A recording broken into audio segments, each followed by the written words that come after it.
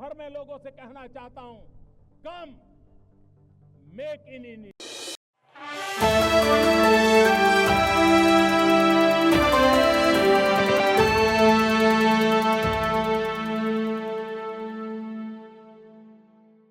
बातें करने वाले हैं, तो आप सबका स्वागत है माननीय मंत्री जी। चलिए, धन्यवाद सिन्हा जी। भारतीय जनता पार्टी द्वारा आयोजित आज की इस महत्वपूर्ण प्रेस वार्ता में आप सबका हृदयपूर्वक स्वागत करते हुए आप सबके उपस्थित होने के लिए आपका धन्यवाद करता हूं। मित्रों, सत्ता की प्राप्ति के लिए और नैतिक अनैतिक रूप से प्राप्त की गई सत्ता पर किसी भी तरह से काबिज बने रहने के लिए, अनैतिक रास्तों से चुनाव जीतने के लिए फर्जीवाड़ा, छल और कपट करके सत्ताओं को हासिल करने का खेल कांग्रेस ने हमेशा से खेला है। मैं कुछ ऐतिहासिक दृष्टांतों के माध्यम से आप सबका ध्यान आकर्षित करना चाहता हूं कि किस तरह से आजाद भारत के इतिहास में कांग्रेस पार्टी ने विभिन्न चुनावों में विभिन्न नेताओं के तत्वावधान में अपने पक्ष में चुनाव के परिणाम को लाने के लिए किस तरह से वोटों का खेल किया था। 1952 के चुनाव में तत्कालीन नेता आदरणीय स्वर्गीय जवाहरलाल नेहरू जी के नेतृत्व में बैलेट बॉक्स जो भरे हुए थे उनमें नाइट्रिक एसिड डाल करके उन बैलेट बॉक्सेस में भरे हुए वोटों को, जहां जिनके चलते हुए परिणाम निगेटिवली इंपैक्ट हो सकता था, उनको नष्ट भ्रष्ट करने की घटनाएं अखबारों में छपी थी। उनके बाद के कालखंड में गांधी नेहरू परिवार ने एक बार फिर सत्ता में बने रहने के लिए जिस तरह से इंदिरा गांधी जी के चुनाव के समय में सरकारी संसाधनों का दुरुपयोग करने के साथ साथ में मतदाताओं को प्रभावित करने के लिए अनैतिक तरीकों का इस्तेमाल किया, जिस पर इलाहाबाद हाईकोर्ट ने उनके इलेक्शन को खारिज किया था, वो हम सब के संज्ञान में है। परिवार के तीसरे नेता राजीव गांधी जी जब कांग्रेस पार्टी का नेतृत्व कर रहे थे, उनके अपने मतदान क्षेत्र, अपने लोकसभा क्षेत्र अमेठी में जिस तरह से खुले आम बूथ कैप्चर हुए थे, लोगों को मतदान करने से रोका गया था अनैतिक तरीकों से, उसको लेकर के अमेठी में रीपोलिंग कराने की आवश्यकता पड़ी थी। रीपोलिंग न की जाए, इसको लेकर के उसे रोकने के लिए अनेक तरह के प्रयास किए गए। सोनिया गांधी जी, कल एक प्रश्न उनको लेकर के पूछा गया था और मैं आश्चर्यचकित हूं कि किसी भी विषय का तुरंत फुरत जवाब देने के लिए जो कांग्रेस पार्टी के सिपहसालार सामने आते हैं, 24 घंटे बीत जाने के बाद में भी कांग्रेस पार्टी में उस प्रश्न को लेकर के न परिवार की तरफ से और न पार्टी की तरफ से किसी तरह का कोई प्रत्युत्तर आया है। पूरी कांग्रेस पार्टी उस पर मौन साधे हुए। यह अपने आप में एक प्रश्न चिन्ह है कि 1983 में जब सोनिया गांधी जी को भारत की नागरिकता मिली थी, उससे 3 साल पहले बिना भारत का नागरिक हुए किस तरह से, किस कानून से, किस आधार से उन्होंने मतदाता सूची में अपना नाम दर्ज करा करके मताधिकार का प्रयोग किया था। राहुल गांधी जी जब से कांग्रेस पार्टी का नेतृत्व कर रहे हैं, हर ऐसे अवसर पर जब देश को एकजुट होने की आवश्यकता थी या हर एक ऐसा अवसर जब देश किसी विषय को लेकर के गर्व कर रहा था, तब उन्होंने विरोधी ताकतों या विदेशी ताकतों के साथ में गलबैयां करते हुए उनके साथ में अपने संबंधों को और अधिक प्रगाढ़ करते हुए भारत के विरोध में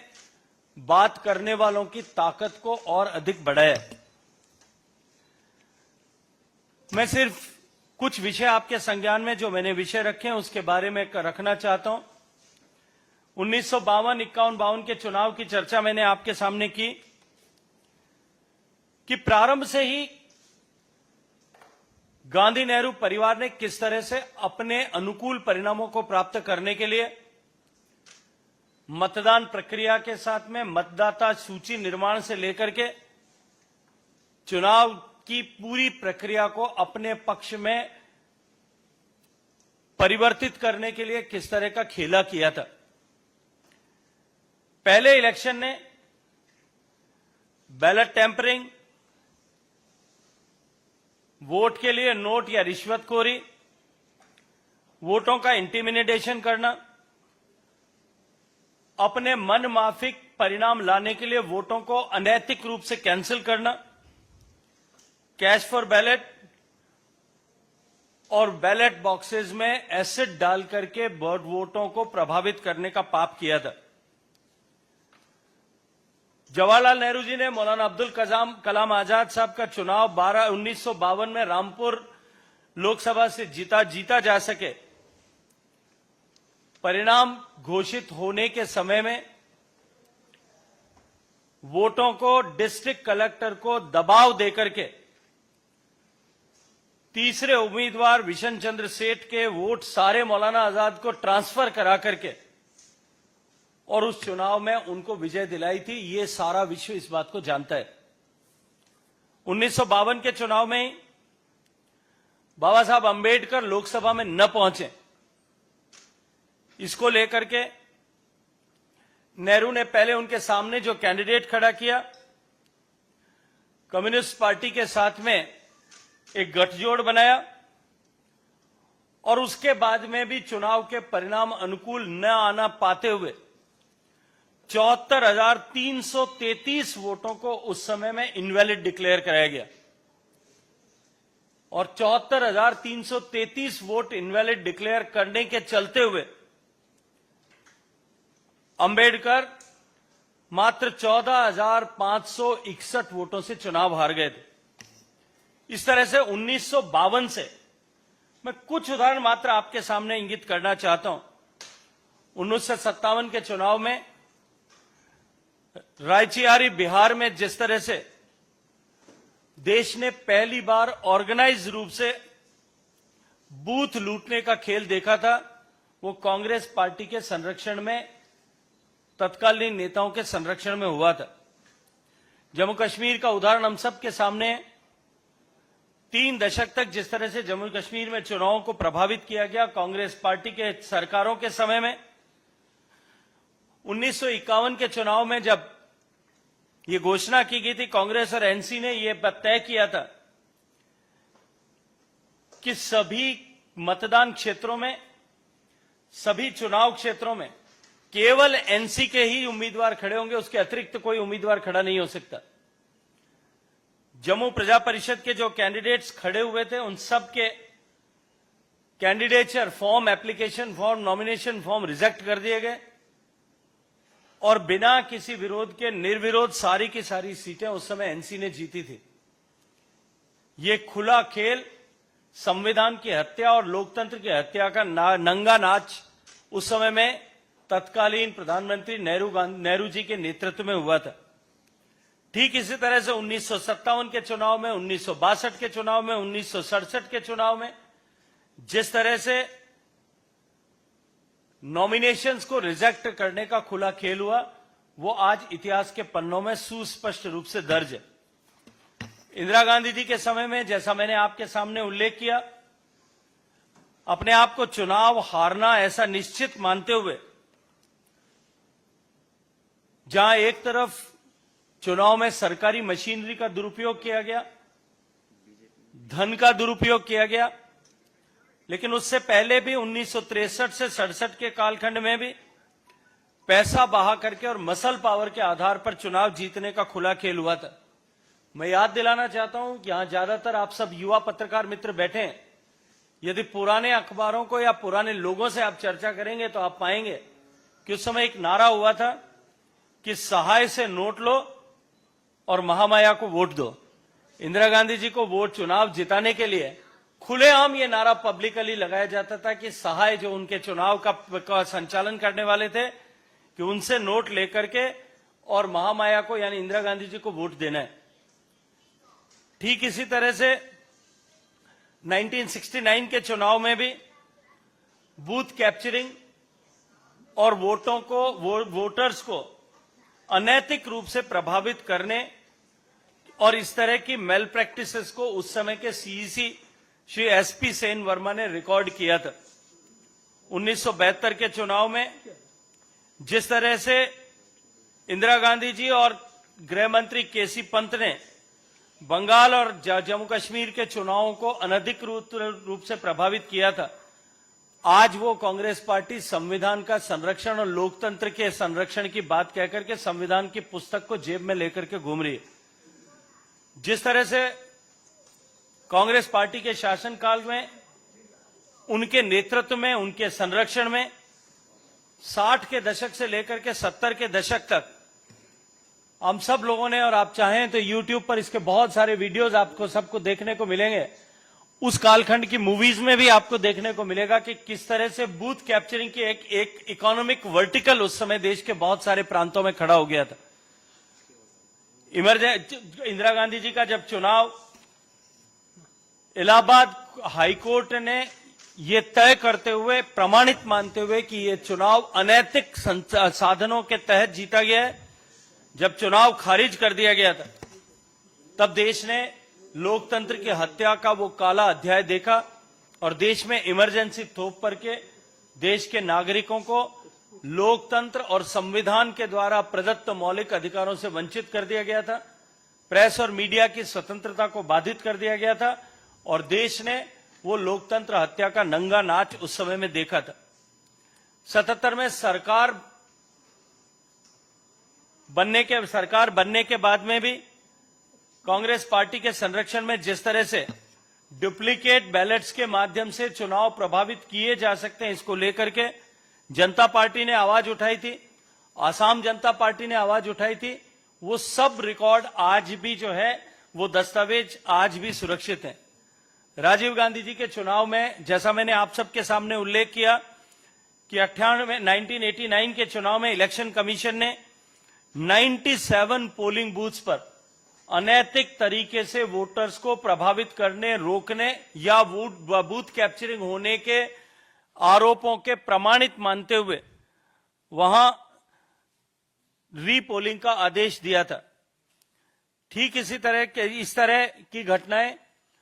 राजीव गांधी जी के चुनाव में बाद के कालखंड में भी हुई थी। बहुजन समाज पार्टी के सम्मानीय नेता स्वर्गीय कांशीराम जी ने भी इलेक्शन कमीशन के सामने शिकायत दर्ज करके ये कहा था कि उनके कैंडिडेट्स को हराने के लिए वोटर लिस्ट से में नामों से छेड़छाड़ के बाद में चुनाव प्रक्रिया को भी बाधित करने और उसे अपने अनुकूलता के अनुरूप उसे परिवर्तित करने का काम हुआ है। ऐसी अनेक घटनाएं देश में पिछले समय में कांग्रेस पार्टी और कांग्रेस पार्टी के नेताओं के संरक्षण में देश की जनता ने और देश की चुनाव प्रक्रिया ने देखी है। मैंने जैसा आपके सामने कहा कि उनकी सोनिया गांधी जी जो 1983 में भारत की नागरिकता हासिल कर पाई, वो 1980 में देश की मतदाता सूची में अपना नाम दर्ज करा पाई। कांग्रेस पार्टी से एक बार फिर मैं आज प्रश्न करता हूं कि ये वोटर लिस्ट को प्रभावित करने का खेल उन्होंने कैसे और क्यों कर किया था और किस तरह से एक व्यक्ति देश का मतदाता हुए बिना, देश का नागरिक हुए बिना देश का मतदाता बनने का अधिकार हासिल कर पाया था। मैं ये मानता हूं कि सोनिया गांधी जी ने 80 और 80 में जो चुनाव में मतदान किया था, वो निश्चित रूप से भारत के सार्वभौमिकता को चुनौती देते हुए भारत के संवैधानिक प्रक्रिया को जो है उद्धता बताने के अनुरूप था। इसके बाद के राहुल गांधी जी के नेतृत्व काल में जिस तरह से कांग्रेस पार्टी ने हर उस क्षण में जब भारत कहीं गर्व कर सके, जिस विषय पर भारत गर्व कर सके,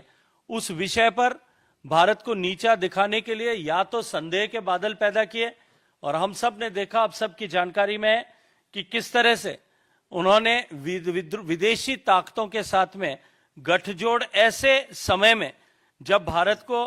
एक सॉलिडेरिटी की आवश्यकता थी, तब गठजोड़ बना करके विदेशी ताकतों के हौसलों को बढ़ाने के लिए काम किया। इसी तरह से आज मैं ये आप सबके सामने स्पष्ट रूप से कहना चाहता हूं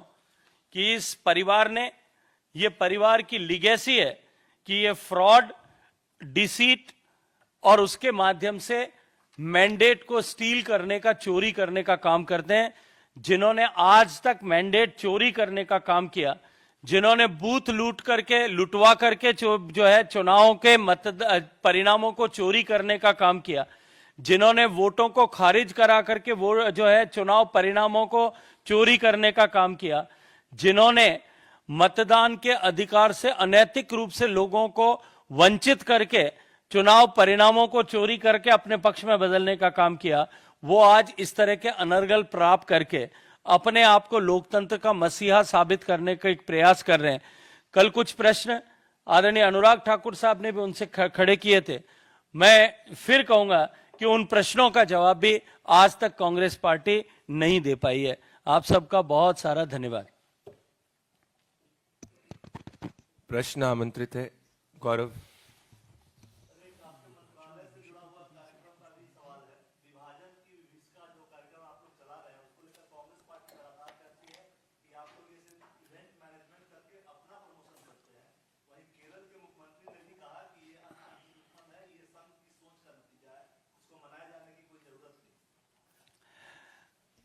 देखिए, पहले तो मैं स्पष्ट करना चाहता हूं कि यह मंत्रालय का कार्यक्रम नहीं है। विभाजन की विभीषिका इस देश के नागरिकों के लिए हमेशा स्मृति में बनी रहे ऐसी एक घटना है,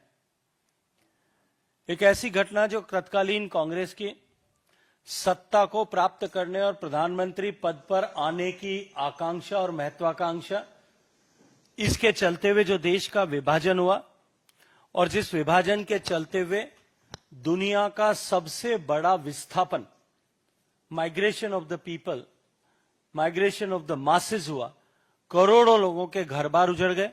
करोड़ों लोगों को अपने घर छोड़कर के एक से दूसरे जगह पे जाना पड़ा। लगभग 20 लाख लोगों की उस घटनाओं में, उस समय की घटनाओं में मृत्यु हुई। अनेकों रेफ्यूजी ट्रेन चलानी पड़ी, अनेकों लोगों का नरसंहार हुआ, और उस घटना के वो घटना हमेशा हमेशा के लिए भारत के इतिहास में एक काले अध्याय के रूप में अंकित हुई। सत्ता के लालच में, सत्ता की लालसा में कांग्रेस के द्वारा विभाजन की ये शर्त स्वीकार करने और विभाजनकारी ताकतों को निरंतर कांग्रेस के द्वारा आज भी समर्थन दिए जाने, इसके चलते हुए देश के 140 करोड़ लोगों की स्मृति में इस विषय को हमेशा ताजा रहना आवश्यक है कि भविष्य में कभी भी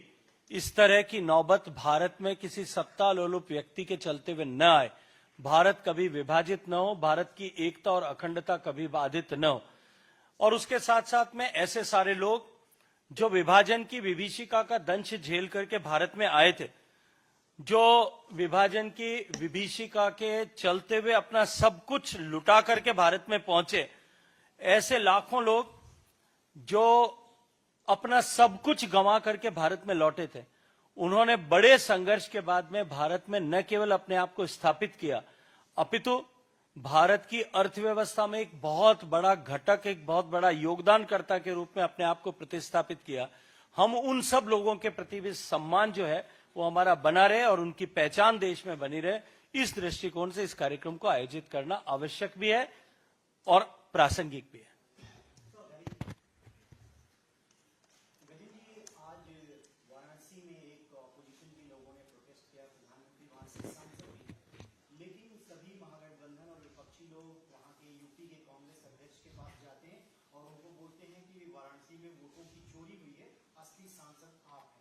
चुनाव आयोग ने जीतने का प्रमाण दिया, वो भारत के प्रधानमंत्री हैं, देखिए, मुझे लगता है कि किसी और के सांसद डिक्लेयर करने से ऐसी स्थिति में कहीं परिवर्तन हो नहीं सकता।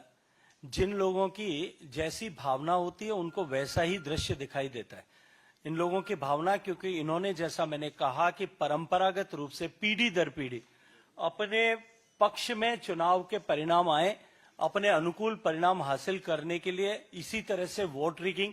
और जो है इलेक्शन मैनेज करने के काम किए हैं। मुझे लगता है कि वो इसी तरह का परिदृश्य एक बार फिर उत्पन्न करके संदेह के बादल पैदा करना चाहते हैं। संजय जी। राहुल गांधी कांग्रेस पार्टी या तमाम अपोजिशन पार्टी की बात करें तो ये लोग लगातार चुनाव आयोग को निशाना बना रहे हैं। चुनाव आयोग को निशाना बना करके आखिर राजनीतिक रूप से क्या हासिल कर रहे हैं? देखिए, एक तरफ कांग्रेस पार्टी और कांग्रेस के नेता राहुल गांधी जी संविधान के संरक्षण का अभिनय करते हैं। संविधान की पुस्तक को, जिसे शायद उन्होंने पढ़ा नहीं है गंभीरता के साथ में, और वो जब वो चुनाव आयोग पर प्रश्न उठा रहे हैं तब वो और भी सिद्ध हो जाता है मेरा यह कहना। वो उसे जेब में घूम के लेकर के घूमते हैं, उसका अपमान करते हैं। दूसरी तरफ वो संवैधानिक संस्थाओं पर इस तरह के प्रश्न और संदेह खड़ा करके संविधान की व्यवस्थाओं को कमजोर करने और लोकतंत्र की भावनाओं का अपमान करने का काम करते हैं। जहां तक स्पेशल इंटेंसिव रिवीजन का विषय है, एक तरफ राहुल गांधी जी प्रेस कॉन्फ्रेंस करके ये कहते हैं कि किसी एक विधानसभा क्षेत्र में उन्होंने किसी एक, जिसको वही जानते हैं, उन्होंने किसी एक ऐप के जरिए डिजिटल वोटर लिस्ट को जब उन्होंने उसको वेरीफाई किया तो उसमें उन्होंने कुछ नाम ऐसे हैं जो डुप्लीकेट पाए। अब जब डुप्लीकेट नाम या इस तरह के मास डुप्लीकेसी अगर कहीं है, उसको ठीक करने के लिए election commission special intensive review करती है तो वो उसका विरोध करते हैं। ये दोहरे विषय, यदि उन्होंने कहा है, मैं तो ऐसा कहूंगा, मैंने पहले भी ये कहा है कि मैं धन्यवाद करूंगा राहुल गांधी जी का कि उन्होंने साहस के साथ में अपनी पार्टी, अपने खुद के स्टैंड और अपने गठबंधन के स्टैंड, इन तीनों के विरुद्ध जाकर के इलेक्शन कमीशन का ये स्टैंड की जो स्पेशल इंटेंसिव रिव्यू होना चाहिए उसके समर्थन में बयान दिया। और उन्होंने इस आइडिया को, the concept of special intensive review जो है, it is further reinforced by the statement of Rahul Gandhi ji which he has made during the press conference, कि कर्नाटक के किसी एक विधानसभा क्षेत्र में इतने सारे डुप्लीकेट नाम है, अगर इतने हैं तो निश्चित रूप से इसकी जांच होनी चाहिए। और जांच होने की प्रक्रिया जब प्रारंभ होती है तो वो घड़ियाली आंसू बहाना शुरू करते हैं और उसको ऊपर संवैधानिक व्यवस्थाओं पर प्रश्न चिन्ह खड़ा करके उस संविधान के प्रति लोगों की भावना को में संदेह पैदा करके कमजोर करना चाहते हैं। विनीत म्यूजिक।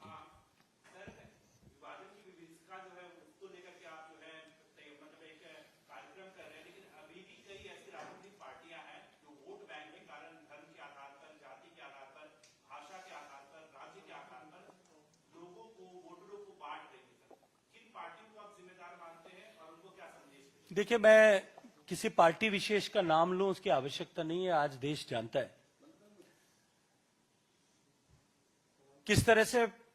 जाति के नाम पर, बोली के नाम पर, भाषा के नाम पर, अमीर गरीब के नाम पर, ऊंच नीच के नाम पर, जाति के नाम पर, पूजा पद्धति के नाम पर बांट करके अपने मतों को बढ़ा करके उनके बीच में विद्वेष पैदा करके किस पार्टी ने आज तक सत्ता में 55 साल तक बने रहने में सफलता प्राप्त की, सारा देश इस बात को जानता है। इसलिए मुझे लगता है कि इस प्रश्न में के लिए मुझे किसी तरह का खुलासा करने की आवश्यकता नहीं है। एक सेकेंड।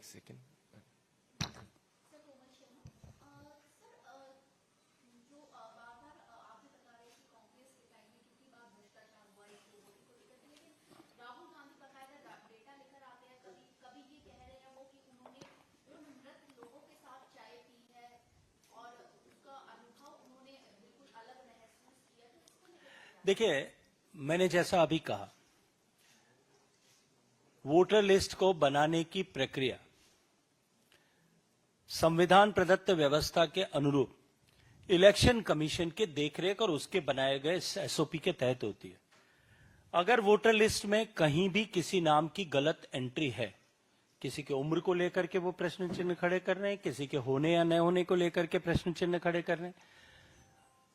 भारत के संविधान के बनाई गई व्यवस्था के अनुरूप वोटर लिस्ट को दुरुस्त करने की प्रक्रिया है।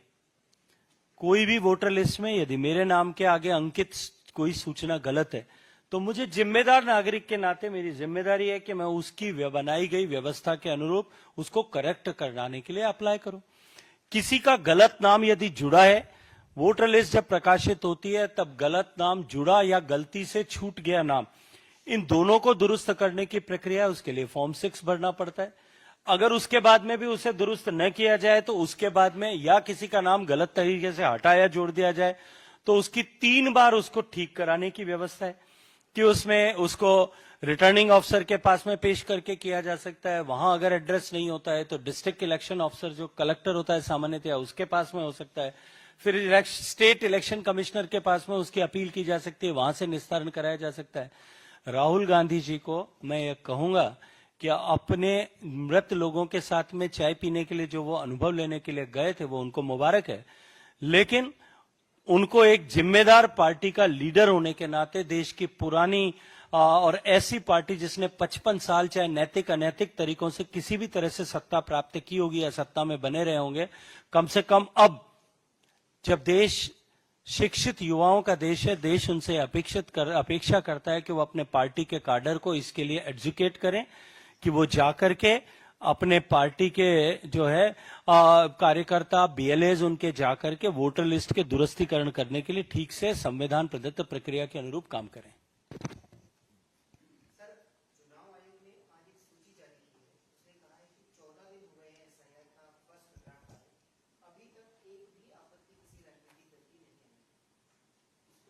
तो ये अपने आप में प्रमाणित है। मैं तो फिर कहूंगा कि जिन लोगों को इससे कष्ट हो रहा है, जो लोग इसको लेकर के संसद की प्रक्रिया को बाधित कर रहे हैं, सड़कों को रोक रहे हैं, उन लोगों को जाकर के इस प्रक्रिया में हिस्सा लेकर के और वोटर लिस्टों को जो है मैं कहीं कोई उनकी किसी तरह की आपत्ति वो दर्ज कराना चाहिए। Last question.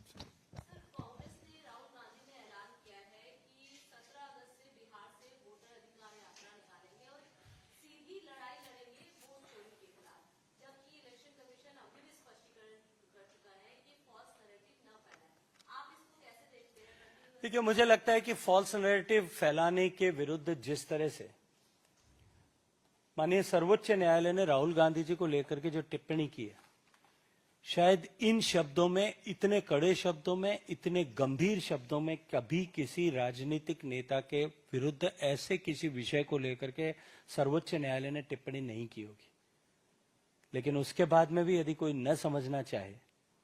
तो मुझे लगता है कि आने वाले समय में अपने आप ही व्यवस्था उसका निस्तारण तो करेगी। लेकिन मैं फिर कहूंगा कि ये आज डिजिटल युग में पढ़े लिखे युवाओं का देश भारत जो है, वो सब इस विषय को, इन सारे विषयों को देख रहे हैं और चुनाव में समय आने पर ऐसे सारे विषयों का ठीक से जवाब देंगे। ऐसे सारे झूठे नैरेटिव्स गढ़ने, चाहे वो सर्जिकल स्ट्राइक के समय में किए गए संदेह हो, खड़े किए गए संदेह हो, चाहे वो एयर स्ट्राइक के समय खड़े किए गए प्रश्न चिन्ह हो, चाहे वो भारत जब गर्व कर रहा था और पूरा विश्व भारत की तरफ आशा की दृष्टि से देख रहा था, कोविड के समय में भारत के वैज्ञानिकों के द्वारा बनाया गया टीका हो जिसने मानवता को बचाने के लिए बड़ा योगदान किया, उसको लेकर के जिस तरह के प्रश्न चिन्ह खड़े किए गए हों, भारत की परंपराओं के प्रतीक सेंगोल को लेकर के जब प्रश्न चिन्ह खड़े किए गए हों,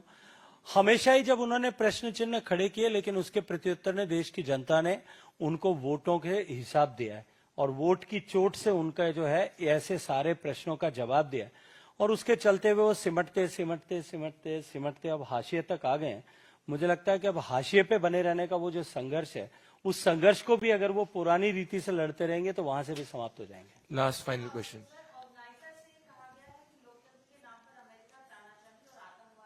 ये मुझे लगता है इसको छोड़ने, इस प्रश्न पे कोई नहीं है। मुझे लगता है कि हास्यास्पद बातों के लिए यहां मुझे टिप्पणी नहीं करना चाहिए, लेकिन इतना अवश्य कहूंगा कि ये कांग्रेस पार्टी का पश्चाताप है,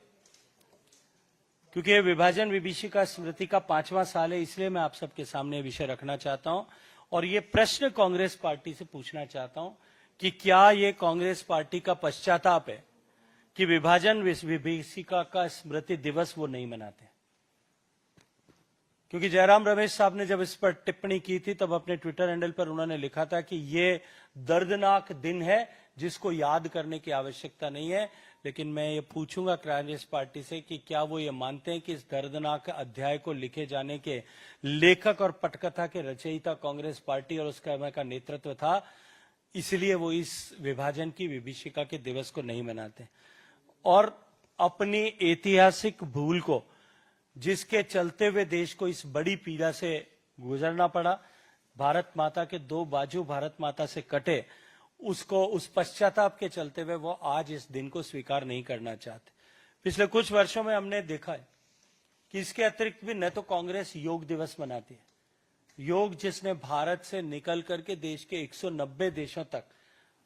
न केवल अपनी पहचान बनाई अपितु भारत की संस्कृति और भारत के सांस्कृतिक उत्थान का सम्मान पूरे विश्व के पटल पर रखा, उस योग दिवस को न मनाती है, न कारगिल विजय दिवस को मनाती है, जब देश की सशक्त सेनाओं ने देश पर हुए चौथे बड़े पाकिस्तान के हमले का माकूल जवाब देकर के देश को एक डिसाइसिव विक्ट्री दिलाई थी, उस दिन को भी वो गर्व के साथ में नहीं मनाते। इसी के साथ साथ में कांग्रेस पार्टी ऐसे अन्य सारे दिवस, ऐसे सारे अवसर जहां देश गर्व करता है, उससे अपने आप को अलग थलग रखती है। न कांग्रेस पार्टी देश के सुख में शामिल होना चाहती है, न देश के सांस्कृतिक वैभव के सम्मान जहां बढ़ता है उसके साथ में जुड़ना चाहती है,